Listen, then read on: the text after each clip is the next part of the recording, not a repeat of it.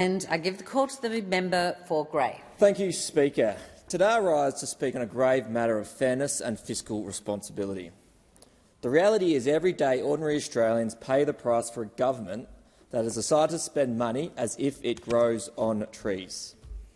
It doesn't take an economics degree to see that this government is addicted to spending taxpayers' money. And that addiction has a price. It is you, the police officer, the school teacher, the farmer, the retailer, who are picking up the tab. Let me say it plainly. We are borrowing from our children's future, paying the interest today so that the debt will fall on our children tomorrow.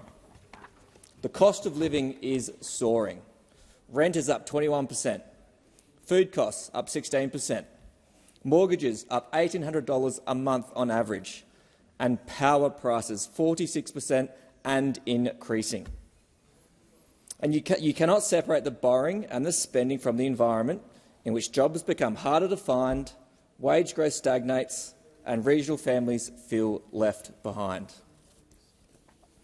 In regional South Australia, farmers reel under generational drought, fishers destroyed by the algal bloom, and manufacturing on life support. Yet we see a city-focused government pouring money down the drain in inner-city handouts and vanity projects. So when you look at your tax bill, your power bill, your mortgage statement, or the difficulty you're having to find a secure job, it's not just the market, it's not just inflation, it's not just the cost of living, it's also a government that chooses to borrow and spend big rather than live within its means.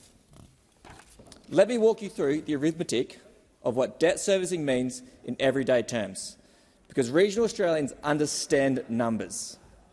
We are paying $50,000 every minute in interest on the debt.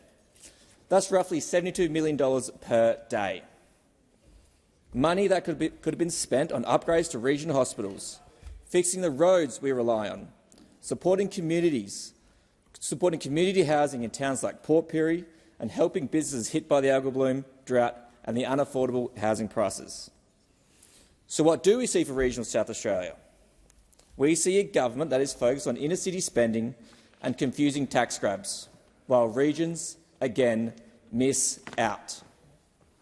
We see schools that still need upgrades. We see roads that still need repairs. We see the government promising regional investment, but then redirecting the money to bailouts, handouts and vanity projects. And we see workers only with $30 left each week. That is not just a policy failure. It is a broken promise for families in the regions saving for a home, paying off a mortgage or running a small business. The message they get is the government can't manage its own money, so it comes after yours. We must return to a government that believes in lower, simpler taxes, that lives within its means, that does not mortgage the future of regional Australians so that inner-city votes can be chased. We need fiscal discipline, not fiscal drag. We need spending that genuinely invests in a productive economy, in regions, in small business, in primary industries, not wasteful spending which piles up debt.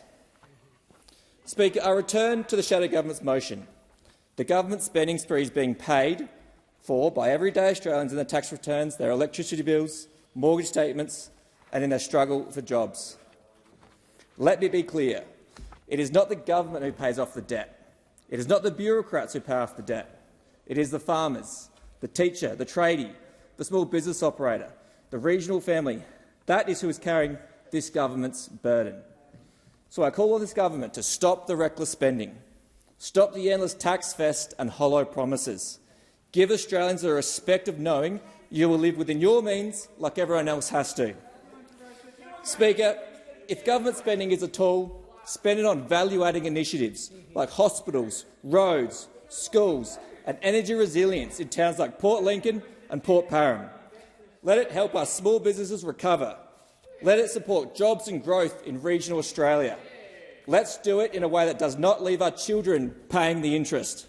Because simply, Speaker, this big spending, tax-heavy government is incapable of making the hard decisions needed.